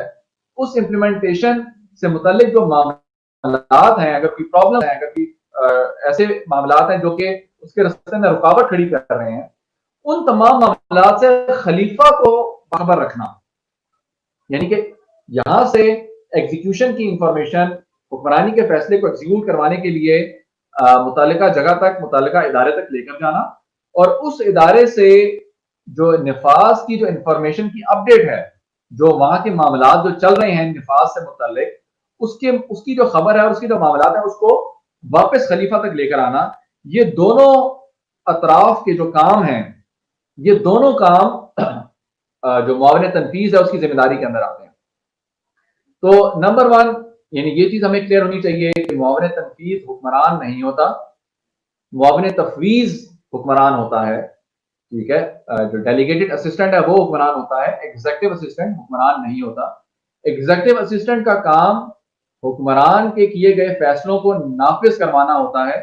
اور وہ eyes and ears of the خلیفہ ہوتا ہے. یعنی معاون تنفیذ جو ہے basically he is the eyes and ears of the خلیفہ. وہ خلیفہ کو تمام معاملات سے باخبر رکھتا ہے, وہ خلیفہ کو انفارم رکھتا ہے تمام معاملات سے, اور خلیفہ کے جو احکامات ہوتے ہیں ان کو متعلقہ اداروں تک لے کر جو ہے وہ جاتا ہے. تو اگر ہم اس کو تھوڑا سا سمرائز اس اینگل سے کریں کہ جو معاون تنفیذ ہے وہ بیسیکلی کن اداروں کے ساتھ کنیکٹڈ ہوتا ہے, یا کس طرح کے جو معاملات ہیں اس کے اندر خلیفہ کی ہیلپ کرتا ہے, تو وہ بنیادی طور پہ 4 کیٹیگریز ہیں جس کے اندر ہم اس کو ڈیوائڈ کر سکتے ہیں. جو فرسٹ کیٹیگری ہے وہ ہے انٹرنیشنل ریلیشنز کے جو معاملات ہیں. یہ ہم دیکھ سکتے ہیں کہ یعنی ہسٹری کی بکس کے اندر سے ہم اس چیز کو سمجھ سکتے ہیں, پڑھ سکتے ہیں کہ جو نبی صلی اللہ علیہ وسلم تھے انہوں نے خطوط جو تھے وہ لکھے مختلف بادشاہوں کو, جو انٹرنیشنل لیڈرز تھے ان کو نبی صلی اللہ علیہ وسلم نے لیٹرز لکھے اور کمیونیکیشن کی. جس طرح مثال کے طور کے اوپر اگر ہم صلح حدیبیہ کے ٹائم کے اوپر دیکھیں تو صلح حدیبیہ کے ٹائم کے اوپر بھی جو نبی صلی اللہ علیہ وسلم تھے انہوں نے جو قریش تھے ان کی طرف جو کمیونیکیشن بھیجی تھی, حضرت عثمان رضی اللہ عنہ کو انہوں نے اس کام کے لیے کمیونیکیشن کے لیے بھیجا تھا, جس کے بعد ایک پوری سچویشن تھی وہ ڈیولپ ہو گئی. تو اسی طرح جو نبی صلی اللہ علیہ وسلم جو تھے انہوں نے جو لیٹرز تھے وہ لکھے, جس طرح روم کا جو بادشاہ ہرقل تھا اس کے نام نبی صلی اللہ علیہ وسلم نے لیٹر لکھا تھا، ٹھیک ہے، جس میں نبی صلی اللہ علیہ وسلم آیا تھا بسم اللہ الرحمن الرحیم من محمد عبداللہ و رسولہ الی حرف العظیم الروم سلام علی من اتبع الہدی. تو یہ ایک پورا ایک لیٹر تھا جو کہ نبی صلی اللہ علیہ وسلم نے لکھا تھا اس کو، اور ایک کمیونیکیشن تھی جو کہ ایک شخص کی ذمہ داری لگائی کہ اس کو لے کر جاؤ اور پھر جو واپس جو کمیونیکیشن بہرحال آئی. اسی طرح جو مختلف صحابہ کرام تھے جن کی ذمہ داری جو تھی وہ نبی صلی اللہ علیہ وسلم نے لگائی تھی، اس طرح کے جو کمیونیکیشنز آتی تھیں، خسرو پرویز کو جس طرح خط لکھا گیا، ٹھیک ہے. تو یہ ایک ہمیں نظر آتا ہے کہ انٹرنیشنل جو عالمی تعلقات تھے یا اسلامی ریاست کے جو دیگر ریاستوں سے جو تعلقات تھے، اس کے اندر جو کمیونیکیشن تھی اس کو کیری آؤٹ کرنے کے لیے، یعنی جو انفارمیشن جو کمیونیکیشن نبی صلی اللہ علیہ وسلم کی طرف سے جاتی تھی دوسرے حکمران کی طرف، اور وہاں سے اگر کوئی کمیونیکیشن جو تھی وہ واپس جو تھی وہ آتی تھی، تو اس کے لیے نبی صلی اللہ علیہ وسلم جو تھے انہوں نے جو نامہ بر تھے وہ رکھے ہوئے تھے، جو لوگ تھے وہ اپوائنٹ کیے ہوئے تھے جو کہ یہ کام جو تھے وہ کرتے تھے، جس میں نبی صلی اللہ علیہ وسلم جو تھے ان کی ہیلپ کرتے تھے. پھر اسی طرح اگر ہم دوسری کیٹیگری کی طرف جائیں تو جو فوج کے ساتھ جو کمیونیکیشن ہے یہ ایک الگ کیٹیگری ہے، کیونکہ فوج کا جو کام ہے وہ جہاد سے متعلق ہوتا ہے، اور اگرچہ اس کا ایک تعلق بنتا ہے بہرحال عالمی تعلقات سے، لیکن جو عالمی تعلقات اور خارجہ پالیسی، خارجہ تعلقات کے حوالے سے جو کمیونیکیشن ہے وہ اسپیسیفکلی ہوتی ہے دوسرے ملک کے حکمرانوں کے ساتھ، اور جو فوج ہے اس کے ساتھ جو کمیونیکیشن ہوتی ہے وہ آپ کی اپنی فوج ہے جس کے ساتھ آپ کمیونیکیشن کر رہے ہیں. اگرچہ یہ دونوں چیزیں شاید ایکشن کے اعتبار سے بعد میں کنیکٹ ہو جائے، کیونکہ فوج جو ہے وہ خارجہ معاملات کے اندر ہی استعمال ہوتی ہے اور جہاد کے لیے اور ان معاملات کے لیے اس کو استعمال کیا جاتا ہے. تو لیکن بہرحال یہ دونوں ڈائریکشن جو ہیں وہ الگ ہیں. ایک کو آپ ایک سفارتی کمیونیکیشن جو ہے وہ کہہ سکتے ہیں، سفارتی لیول کے اوپر کمیونیکیشن ہے، اور ایک آپ کی اپنی فوج ہے، آپ کی اپنی ملٹری ہے جو کہ دنیا میں کسی بھی جگہ پہ موجود ہے، اور اس کو انسٹرکشنز جو ہیں وہ پاس آن کی جا رہی ہیں، یا وہاں سے جو انفارمیشن ہے وہ لائی جا رہی ہے. جس طرح حضرت عمر فاروق کے دور کے اندر بھی جب باہر سے رائڈر جو تھا وہ آ رہا تھا جنگ کی اطلاع لینے کے لیے، اور حضرت عمر فاروق جو تھے وہ شہر کے باہر اس کا انتظار کر رہے تھے، اور اس کے ساتھ ساتھ انہوں نے دوڑنا شروع کر دیا کہ مجھے بتاؤ، کیا مجھے حال بتاؤ، مجھے اپڈیٹ دو. تو یعنی کہ ہمیں نظر آتا ہے کہ جو کمیونیکیشن تھی وہ لوگوں کی ذمہ داری لگائی جاتی تھی، اور لوگ تھے جو کہ اس کمیونیکیشن کو ایگزیکیوٹ کرتے تھے ان ٹائمز کے اوپر بھی. پھر اسی طرح اگر ہم تیسری کیٹیگری کی طرف جائیں تو جو ریاست کے اندر جو دیگر ادارے ہوتے ہیں، غیر فوجی اداروں کی بات ہو رہی ہے، ٹھیک ہے، جو ڈفرینٹ ڈپارٹمنٹس ہوتے ہیں، چاہے وہ جوڈیشری جو ہے اس کی بات ہے، یا وہ جو اقتصادیات سے متعلق یا فنڈ سے متعلق محکمہ ہے وہ اس کی بات ہے، وہ اگر لوگوں کے معاملات سے متعلق محکمہ ہے اگر وہ اس سے متعلق ہے، یعنی کوئی بھی جو ریاستی ادارے ہیں، جتنے بھی اسٹیٹ کے ڈپارٹمنٹس ہیں مختلف، ان کے ساتھ جو خلیفہ کی جو کمیونیکیشن ہے اور ان کو اپنی انسٹرکشنز پاس آن کرنا اور وہاں سے فیڈ بیک لے کر آنا، یہ ایک تیسری کیٹیگری ہے جس کے اندر جو معاون تنفیذ ہے وہ خلیفہ جو ہے وہ اس کو سپورٹ کریں گے. تو اس کام کے لیے بھی معاون تنفیذ نے ان کو ہسٹری میں استعمال کیا جاتا رہا ہے، ٹھیک ہے. پھر اس کے بعد جو چوتھی کیٹیگری ہے وہ عوام کے ساتھ کمیونیکیشن ہے، کہ خلیفہ جو ہے یہ اس کی ذمہ داری ہے کہ وہ اس بات کے اوپر اپڈیٹڈ ہو کہ جو لوگ ہیں وہ ان کے جو پرابلمز ہیں وہ کیا ہیں، اور ان کی جو سوچ ہے وہ کیا ہے، ان کے جو ایشوز ہیں وہ کیا ایشوز ہیں. تو اس کی کمیونیکیشن عوام کے ساتھ یہ ایک انتہائی ضروری معاملہ ہے. تو یہ وہ چیز ہے جو کہ انشور کرنے کے لیے خاص طور پہ جو معاون تنفیذ ہیں الگ سے وہ اس کے لیے موجود ہوں گے، جو کہ خلیفہ کو اپڈیٹڈ رکھیں گے ان چیزوں معاملات کے اوپر، ان ایشوز کے اوپر جو کہ لوگوں کی جو رائے ہے اور جو لوگ جو ہیں وہ چاہتے ہیں. جس طرح اسی کے اندر ہمیں نظر آتا ہے کہ جو مختلف ادوار کے اندر جو خلفاء تھے وہ ڈفرینٹ ایریاز کو لیٹرز جو تھے وہ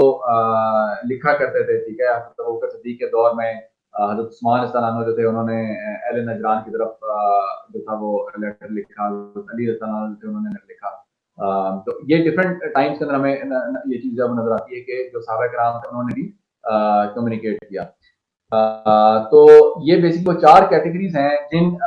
کیٹیگریز کے اندر جنرلی معاون تنفیذ جو ہے وہ آپریٹ کرے گا، اور جو انفارمیشن کا فلو ہے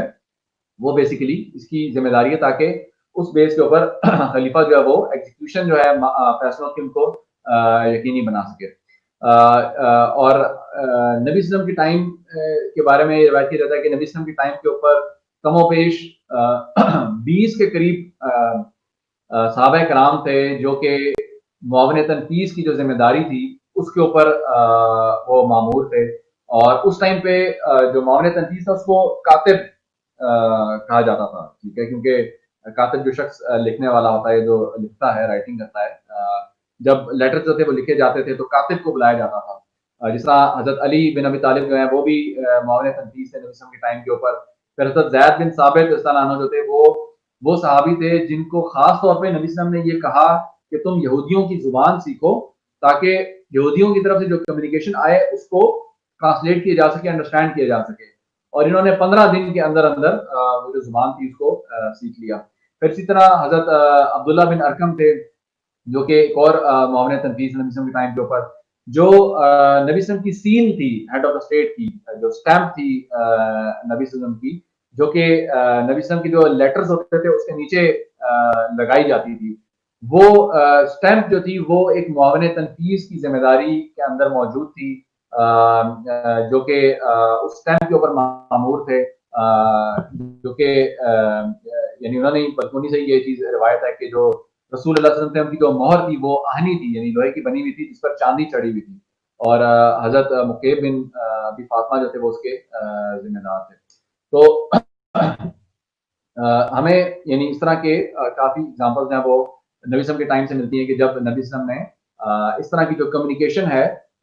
جو ایک حکمران کی طرف سے کسی کو جا رہی ہے، اسلامی ریاست کے حکمران کی طرف سے کسی کو جا رہی ہے یا اسلامی ریاست کے حکمران کے لیے کہیں سے آ رہی ہے، ان کمیونیکیشنز کے لیے اپنے اسسٹنٹ جو تھے ان کو یوز کیا، ان کی ہیلپ تھی وہ لی. تو وہ کمیونیکیشن مختلف ممالک کے جو بادشاہ ہیں ان کی طرف سے بھی ہو سکتی ہے، وہ عوام کی طرف سے بھی ہو سکتی ہے، وہ فوج کی طرف سے بھی ہو سکتی ہے، اور وہ جو ریاست کے دیگر ڈپارٹمنٹس ہیں جن کے ساتھ جو خلیفہ ہے اس کو کمیونیکیشن کی ضرورت پڑتی ہے اس کے لیے بھی ہو سکتی ہے. تو اس سے ہم ایک اندازہ لگا سکتے ہیں کہ انشاءاللہ جو خلافت کی ریاست ہوگی اس کے اندر جو معاون تنفیذ کی جو تعداد ہے وہ کافی زیادہ ہوگی معاون تفویض کے مقابلے میں، کیونکہ معاون تفویض یا جو ڈیلیگیٹڈ اسسٹنٹ ہے اس کا کام کیونکہ صرف حکمرانی کرنا ہے، اور وہ ایک سینٹرلائزڈ قسم کا کام ہے جہاں پہ حکمرانی جو ہے وہ ایک جگہ کے اوپر سے ایک مرکز سے حکمرانی ہو رہی ہے. تو حکمران جو ہے وہ سینٹرلائزیشن کی وجہ سے حکمران کی تعداد جو ہے وہ کم ہے. لیکن جو نفاذ کا کام ہے یہ ایسی چیز ہے جو کہ پھیلی ہوئی چیز ہوتی ہے، ڈی سینٹرلائزڈ قسم کی چیز ہوتی ہے، تو جس کی وجہ سے جو خلیفہ ہے اس کو تنفیذ کے لیے جن معاونین کی ضرورت پڑے گی ان کی تعداد جو ہے وہ کافی زیادہ ہوگی. تو پروبلی ایک پورا ڈپارٹمنٹ آپ کہہ سکتے ہیں خلیفہ کا کے ساتھ ہوگا، معاونین کا جو تنفیذ کے اندر خلیفہ کی ہیلپ کریں گے، اور اس کے اندر شاید ڈفرینٹ سیکشنز میں خلیفہ ان کو ڈیوائڈ کر سکتا ہے، ڈفرینٹ ڈپارٹمنٹس کے حساب سے ان کو ڈیوائڈ کر سکتا ہے، جو کہ روز کے روز خلیفہ کو جو ان کے ذمہ داریوں سے متعلق جو ڈپارٹمنٹس ہیں ان کے اوپر اپڈیٹ کرے گا، ان کے اوپر آگاہ کرے گا. اور اگر کوئی انٹرنیشنل کمیونیکیشن آئی ہے، کسی ڈپارٹمنٹ کے اندر کوئی پرابلم جنریٹ ہوا ہے، حکومتی معاملے کے اندر کہیں پہ ایشو جنریٹ ہوا ہے، جہاد سے متعلق اگر کوئی انفارمیشن ہے، تو یہ روز کی روز ان معاونین کا کام ہوگا کہ وہ خلیفہ کو اس کے اوپر اپ ٹو ڈیٹ رکھیں. اور اگر اس انفارمیشن کی بنیاد کے اوپر خلیفہ جو ہے وہ کوئی فیصلہ لیتا ہے یا کسی فیصلے کو تبدیل کرتا ہے، کسی پالیسی کو چینج کرتا ہے، کسی اسٹریٹجی کو ریوائز کرتا ہے، تو وہ اس نئے فیصلے کو اس متعلقہ جگہ تک لے کر جائیں اور یہ انشور کروائیں کہ وہاں پہ جو خلیفہ کا جو فیصلہ ہے وہ امپلیمنٹ ہو، اور اس کی جو رزلٹ ہے، اس کا جو فیڈ بیک ہے وہ لا کر خلیفہ کو دیں، تاکہ خلیفہ جو ہے وہ ان تمام معاملات سے باخبر ہو جو کہ اسلامی ریاست کے اندر اور اسلامی ریاست کے باہر جو ہے وہ وقوع پذیر ہو رہے ہیں. اور جہاں تک اس چیز کا تعلق ہے کہ جو معاون تنفیذ ہیں اس کی کیا شرائط ہیں اہلیت کی، تو چونکہ یہ معاون حکمران نہیں ہوتا تو اس لیے حکمرانی والی شرائط اس کی نہیں ہے، لیکن دو ایسے معاملات ہو سکتے ہیں جس کی وجہ سے معاون تنفیذ کے لیے مسلمان ہونا اور مرد ہونا جو ہے وہ لازمی ہے۔ مسلمان ہونا اس لیے لازمی ہے کیونکہ عالمی تعلقات یا فوج سے متعلق جو معاملات ہیں اس کے اندر یہ ممکن ہے کہ کچھ ایسے معاملات ہوں جو کہ حساس نوعیت کے معاملات ہوں، ایسی اسٹریٹجک انفارمیشن ہو جو کہ پبلک نہ کی جا سکتی ہو کسی خاص وجہ کی بنیاد کے اوپر، اور جس کی وجہ سے خلیفہ وہ انفارمیشن صرف اپنے جو رازدار معاون تنفیذ ہیں انہی کو بتا سکتا ہو تاکہ وہ اس کو متعلقہ جگہ تک لے کر جائیں، اور وہ ایک اوپن میٹنگ میں یا عمومی مجلس کے اندر ڈسکس کرنے والی انفارمیشن نہ ہو اپنی حساسیت کی وجہ سے،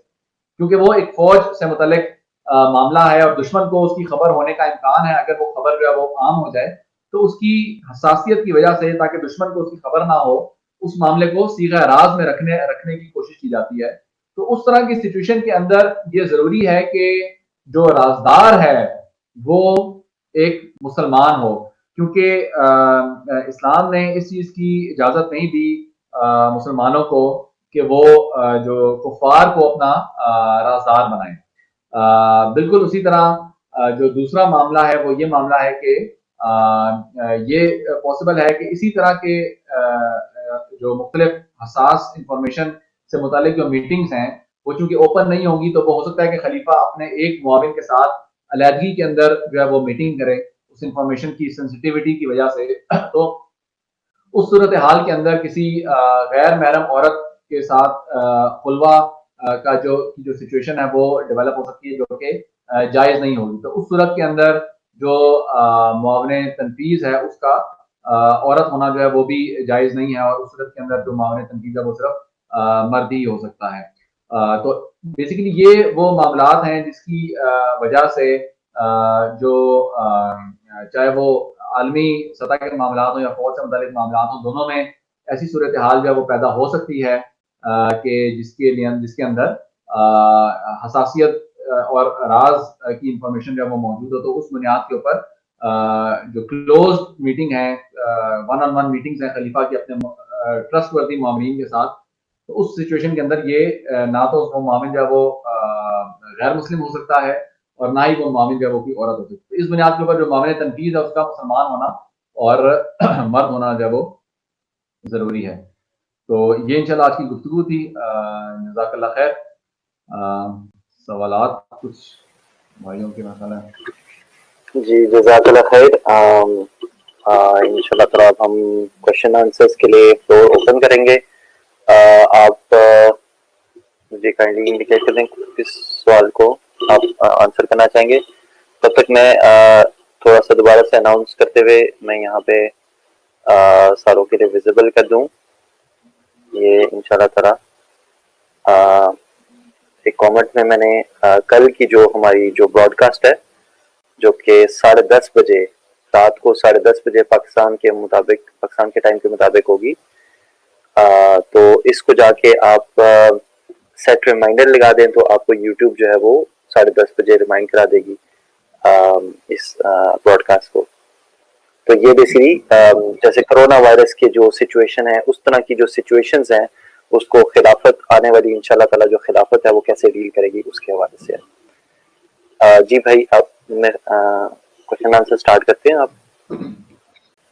جی یہ ایک بھائی کا سوال ہے کہ will there be a salary for معاونین، کیا جو معاونین ہیں ان کی کوئی تنخواہ جو ہے وہ مقرر ہوگی، کیونکہ خلیفہ جو ہے وہ اس کی تنخواہ جو ہے وہ ہوتی ہے ابو بکر صدیق سالانہ کی تنخواہ تھی۔ تو دیکھیں اس معاملے کو سمجھنا اس اینگل سے سمجھا جا سکتا ہے کہ جو حکمران ہے وہ ملازم نہیں ہوتا، ٹھیک ہے، کیونکہ جو ملازم ہے اس کے ساتھ ایک خاص طرح کا معاہدہ کیا جاتا ہے جس کو امپلائمنٹ کا کانٹریکٹ جو ہے وہ کہتے ہیں، یا ہائرنگ کا کانٹریکٹ کہتے ہیں، امپلائمنٹ کا کانٹریکٹ کہتے ہیں۔ وہ ایک خاص نیچر ہے ایک کانٹریکٹ کی ان تمام عقود میں سے جو کہ اسلام نے جائز قرار دیے ہیں. لیکن جو خلیفہ ہوتا ہے اس کے ساتھ جو کانٹریکٹ ہوتا ہے وہ رولنگ کا کانٹریکٹ ہوتا ہے, آفر, یعنی کہ اس بات کے اوپر معاہدہ ہوتا ہے کہ وہ اسلام کو امپلیمنٹ کرے گا. اور جو معاون تفویض ہے, جو خلیفہ کا جو ڈیلیگیٹڈ اسسٹنٹ ہے, وہ بھی چونکہ حکمرانی کے اندر خلیفہ کا معاون ہے تو ایکچولی وہ بھی حکمران ہے, اور جو حکمران ہے وہ عوام کا ملازم نہیں ہوتا کیونکہ اس وقت ملازمت کا کانٹریکٹ نہیں ہے. تو بہرحال آپ ٹیکنیکلی اسپیکنگ یہ تو نہیں کہہ سکتے اس کی سیلری ہوگی, لیکن جس طرح حضرت ابوبکر صدیق کے دور میں ان کو کمپنسیشن ملی, اور وہ بھی اسی وجہ سے تھی کہ جو حکمرانی کی ذمہ داری تھی اس ذمہ داری کے بوجھ کی وجہ سے وہ اس قابل نہ رہے کہ وہ اپنے جو گھر کے معاشی معاملات ہیں ان کو صحیح طریقے سے چلا سکیں, اور ان معاشی معاملات کے اندر ان کی ہیلپ کرنے کے لیے تاکہ وہ اپنا پورا جو دھیان ہے اور اپنی جو پوری توجہ ہے وہ حکمرانی کے معاملات پہ ڈال سکیں. اس وجہ سے ریاست نے ان کے لیے ایک کمپنسیشن آپ کہہ سکتے ہیں ایک مقرر کی. تو ٹیکنیکلی اسپیکنگ اس کو سیلری نہیں کہنا چاہیے, دیکھنے میں شاید یہ چیز جو ہے وہ مماثلت رکھتی ہے, لیکن technically speaking it's not salary, کیونکہ سیلری جو ہے وہ ایک امپلائی جو ہے اس کو ایک خاص جو فائدہ اس سے حاصل کیا جاتا ہے اس فائدے کے حصول کی بدل کے طور کے اوپر دی جاتی ہے. جب آپ سے سروس لیتے ہیں تو اس کے بدلے کے طور کے اوپر دیا جاتا ہے. تو یہاں پہ جو حکمرانی ہے جو کہ خلیفہ کرتا ہے وہ کسی بدلے کے اوپر نہیں ہے, کسی کمپنسیشن کے عوض نہیں ہے. لیکن یہ بات ضرور ہے کہ جس طرح جو ریاست ہے وہ ذمہ دار ہے اپنے تمام شہریوں کی, اسی طرح جو حکمران ہے وہ بھی اسی کے اندر آتا ہے. تو خلیفہ جو ہے وہ جس طرح سے خلیفہ اگر اپنی ان ذمہ داریوں کو جو کہ بحث خلیفہ اس کی ذمہ داریاں ہیں اس کو پورا کرنے کی وجہ سے وہ اپنا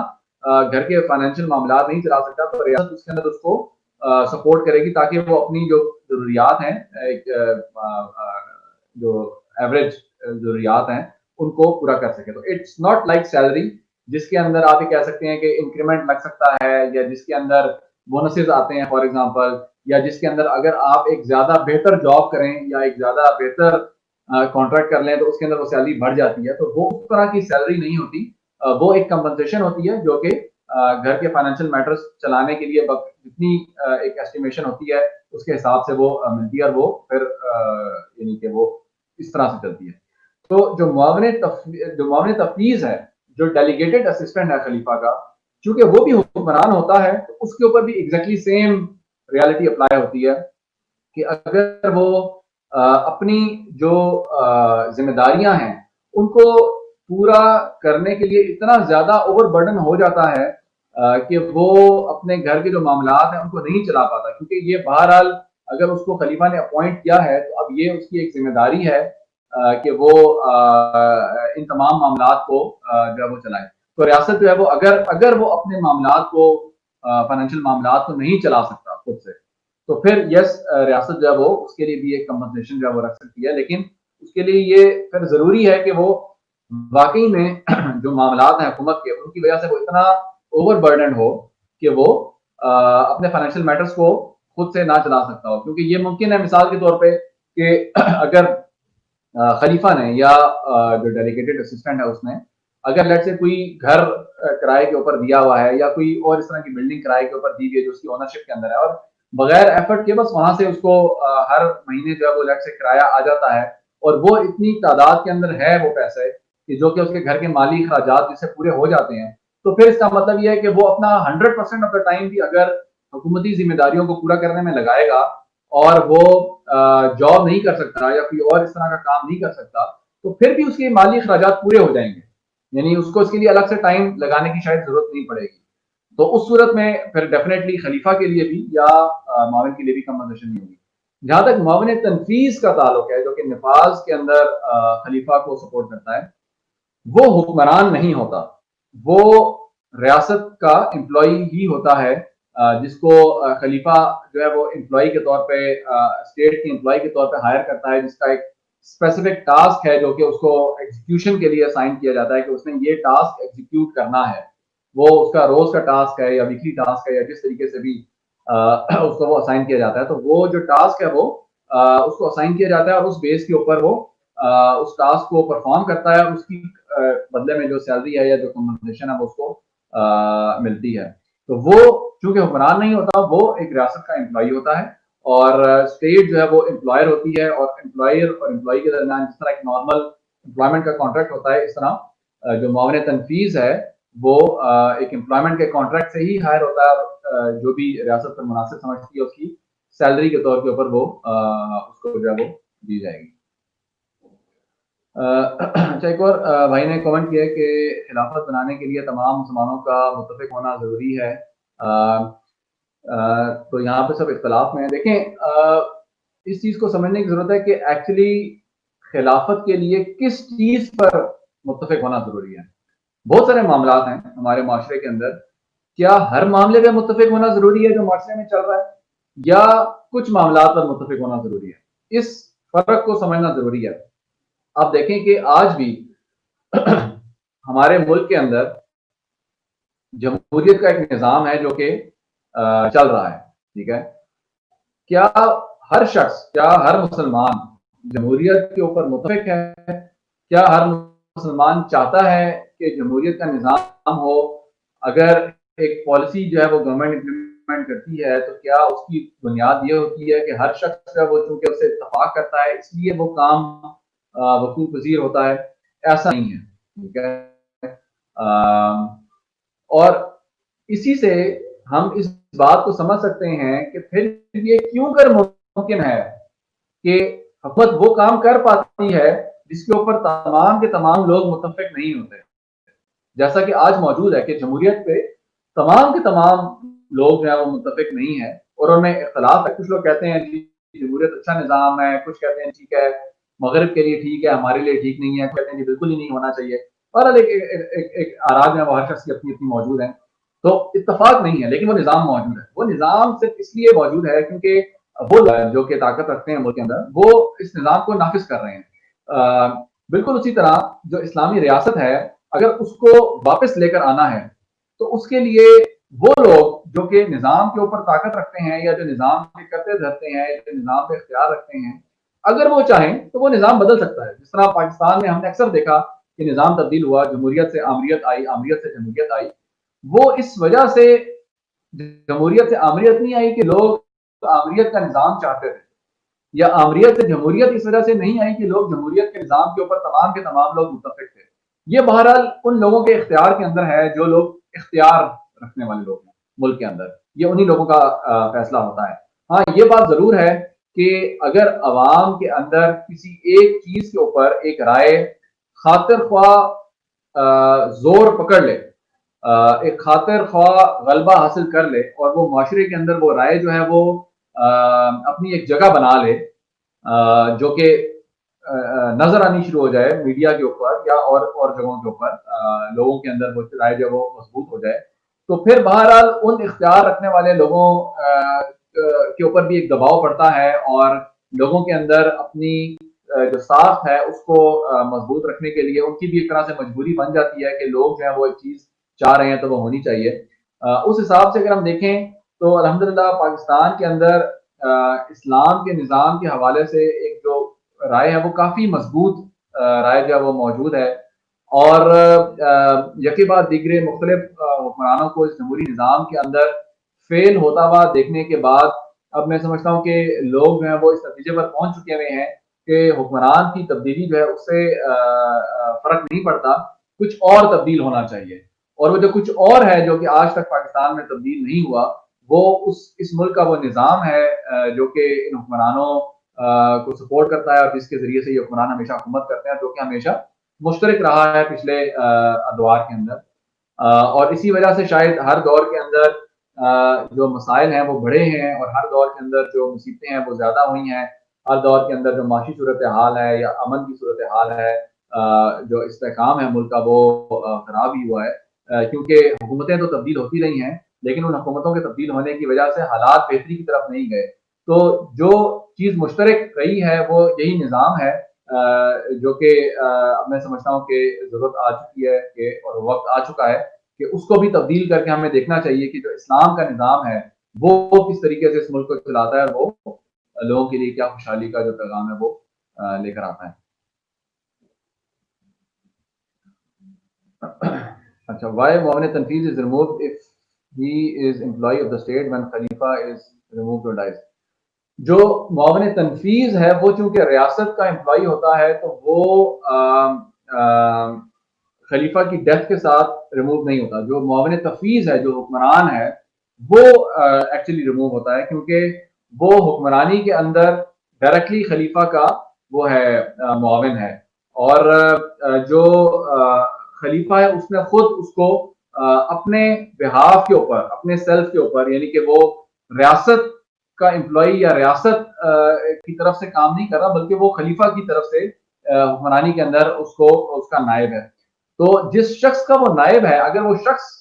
جو ہے وہ موجود نہ رہے تو پھر اس کے نیابت کی, کیونکہ دیکھیں جو خلافت کی پوزیشن ہے اس پوزیشن کے اوپر جو اتھارٹی ہے اس اتھارٹی کو استعمال کرتے ہوئے خلیفہ نے اس اتھارٹی کو ڈیلیگیٹ کیا ہے. تو اگر خلیفہ کے پاس وہ اتھارٹی ہی نہ رہے جس اتھارٹی کو اس نے ڈیلیگیٹ کیا تو اس کا جو نائب ہے یا اس کی جو نیابت کرنے والا شخص ہے اس کے پاس بھی وہ اتھارٹی ختم ہو جائے گی. تو اگر خلیفہ جس کے پاس اوریجنلی وہ اختیار تھا, اگر وہ اختیار اس کے پاس ختم ہو جاتا ہے تو اس کے نائب کے پاس سے بھی وہ اختیار ختم ہو جائے گا, جس کی وجہ سے اگر خلیفہ معزول ہوتا ہے یا اس کی وفات ہو جاتی ہے تو وہ جو معاون تفویض ہے وہ معاون تفویض خلیفہ کا نہیں رہے گا بلکہ اس کی جگہ اب کسی دوسرے آنے والے جو خلیفہ ہے اس کو اپنے لیے ایک معاون جو ہے اس کو اپوائنٹ کرنا پڑے گا. یہ بالکل ممکن ہے کہ جو نیا خلیفہ ہے وہ پرانے ہی معاون کو دوبارہ سے اپوائنٹ کر دے, لیکن اس کے لیے اس معاون کو اپنے نائب کے طور پہ اپوائنٹ کرنا پڑے گا کیونکہ پہلے وہ کسی اور شخص کے نائب کے طور پہ کام کر رہا تھا. تو اس وجہ سے جو معاون تفویض ہے, ڈیلیگیٹڈ اسسٹنٹ ہے, وہ خلیفہ کی جو ڈیتھ ہے اس کے ساتھ جو ہے وہ اس کا جو ٹینیور ہے وہ ختم ہو جاتا ہے. جو معاون تنفیذ ہے یہ اس کو, یعنی کہ اس کے لیے نہیں, جو معاون تفویض ہے اس کے لیے ہم نے یہ ڈسکشن تھی وہ کی تھی.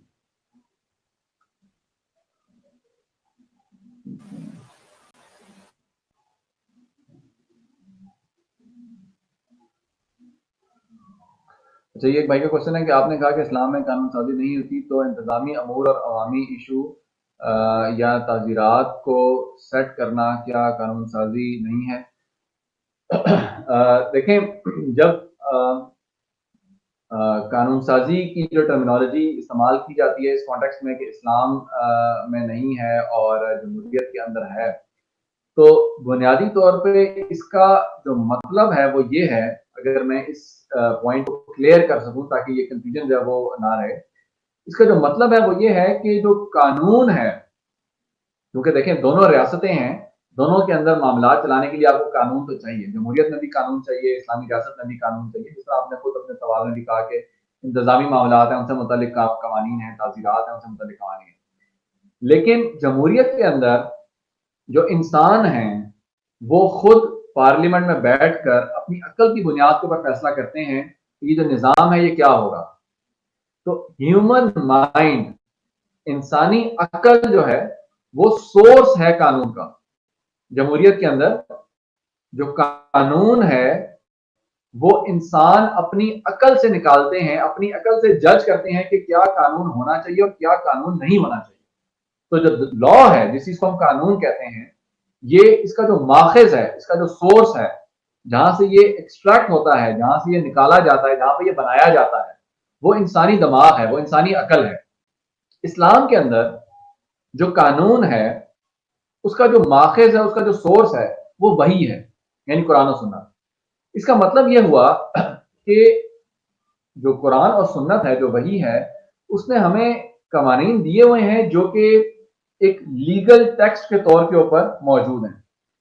اس لیگل ٹیکسٹ کے اندر اس کو سمجھ کر اس کے اندر جو قانونی نقطہ ہے, قانونی جو پوائنٹ ہے, اس کو ایکسٹریکٹ کر کے قانون کے طور کے اوپر نافذ کرنا, یہ وہ کام ہے جو کہ خلافت کے اندر ہوتا ہے. تو اس کا مطلب یہ ہے کہ جو قانون کا جو ماخذ ہے, قانون کا جو سورس ہے, وہ ہیومن مائنڈ نہیں ہے, وہ قرآن اور حدیث ہے. وہ وہی ہے جہاں سے اس کو ایکسٹریکٹ کیا جاتا ہے. تو اس کا مطلب یہ ہوگا کہ اگر ایک چیز کو قرآن کہہ دے گا کہ یہ غیر قانونی ہے، یہ غلط ہے، تو خلیفہ اس کو اپنی عقل کی بنیاد کے اوپر، نیشنل انٹرسٹ کی ڈیفینیشن کی بیس کے اوپر اس کو درست نہیں کہہ سکتا. لیکن جمہوریت کے اندر انسان اس کو نیشنل انٹرسٹ کی بیس کے اوپر کہیں گے کہ یہ کام ٹھیک ہے کیونکہ یہ نیشنل انٹرسٹ کے اندر ہے. تو یہ ایک وہ بنیادی فرق ہے قانون سازی کا کہ اب اس وجہ سے آپ دیکھیں کہ جو انسان کے جتنے بنائے ہوئے نظام ہیں ان کے اندر ایک مقننہ کا کانسیپٹ ہے، ایک لیجسلیٹو باڈی کا کانسیپٹ ہے جس کو اسٹیٹ کے آرگن کے طور کے اوپر پریزنٹ کیا جاتا ہے، یعنی لیجسلیٹو، ایگزیکٹو اور جوڈیشری، جس کے ہم نے اپنے سب سے پہلے سیشن کے اندر ٹاک میں ڈسکشن بھی کی تھی اسی سیریز کے. تو اسلامی ریاست کے اندر وہ مقننہ والا پارٹ ایگزسٹ نہیں کرتا. اسلامی ریاست کے اندر وہ جو لیجسلیشن والا پارٹ ہے جس کے اندر انسان اپنے دماغ سے سوچے گا کہ اب کیا صحیح ہے اور کیا غلط ہے، وہ چیز ایگزسٹ نہیں کرتی. قانون آلریڈی موجود ہے وہی کے اندر. یہ قانون جمہوریت میں موجود نہیں ہوتا. جمہوریت کے اندر اس قانون کو بنانے کی ضرورت ہوتی ہے کیونکہ یہ قانون موجود نہیں ہوتا. پہلے سے جمہوری نظاموں کے لیے قیامت تک کے آنے والے جتنے پرابلمز ہیں ان کے قوانین ایگزسٹ نہیں کرتے، اسلام میں ایگزسٹ کرتے ہیں. تو اسلام کے اندر قانون آلریڈی ایگزسٹ کرتا ہے وہی کے اندر، اس کو وہاں سے انڈرسٹینڈ کر کے امپلیمنٹ کیا جاتا ہے جو کہ ایک خلیفہ کا کام ہے، قرآن کا کام ہے. جمہوریت کے اندر چونکہ یہ قانون ایگزسٹ نہیں کرتا تو اس کو بنایا جاتا ہے، اس کو مرتب کیا جاتا ہے، اس کے اوپر سوچ بچار کر کے فیصلہ کیا جاتا ہے کہ کیا قانون ہونا چاہیے اور کیا نہیں ہونا چاہیے. تو actually the law is created, the law is found. آپ یہ کہہ سکتے ہیں جمہوریت کے اندر قانون جو ہے وہ بنایا جاتا ہے، اس کی قانون سازی کی جاتی ہے، اس کو کریٹ کیا جاتا ہے ہیومن مائنڈ سے، جو کہ اسلامی ریاست میں نہیں ہوتا. تو یہ وہ بنیادی فرق ہے کہ جس کی بیس ہے ہم یہ کہہ سکتے ہیں کہ انسان کے بنائے ہوئے جتنے بھی نظام ہیں، چاہے وہ جمہوریت ہے، چاہے وہ بادشاہت ہے، چاہے وہ آمریت ہے، ان تمام کے اندر قانون سازی ہوتی ہے. اور اسلام کے اندر جو قانون ہے وہ نہیں بنایا جاتا بلکہ وہ ایکسٹریکٹ کیا جاتا ہے قرآن و سنت سے، اخذ کیا جاتا ہے قرآن و سنت سے جہاں پہ وہ آلریڈی موجود ہے. اور اللہ تعالیٰ نے لیگل ٹیکسٹ کی فارم کے اندر، قرآن اور حدیث کے اندر، وحی کے اندر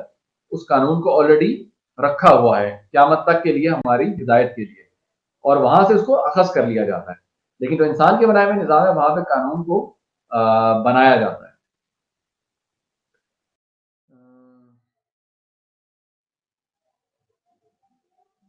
جی جزاک اللہ خیر. ہمارا ٹائم کمپلیٹ ہو گیا ہے اور یقیناً کافی سارے اور کوشچنز بھی آئے ہوئے ہیں لیکن وقت کی کمی کی وجہ سے ہمیں یہاں پہ اسٹاپ کرنا پڑے گا. تو جزاک اللہ خیر بھائی کا. آج کی نشست جو ہے وہ بہت بینیفیشل رہی ہے الحمدللہ. اللہ سبحانہ تعالیٰ سے دعا ہے کہ اللہ سبحانہ تعالیٰ بھائی سے قبول کریں اور انشاءاللہ تعالیٰ جو ہے وہ ہماری جو یہ نالج میں اضافہ ہوا ہے یہ ہمارے لیے بینیفیشل ہو اور خاص طور پہ اس مقصد کے لیے جس مقصد کے لیے ہم سارے اکٹھے ہوتے ہیں اور وہ جو اسلامی طرز زندگی کا اثر نو آغاز ہے اس کے لیے جو جد و جہد ہے اس کے لیے بینیفیشل ہو. تو جزاک اللہ خیر. السلام علیکم.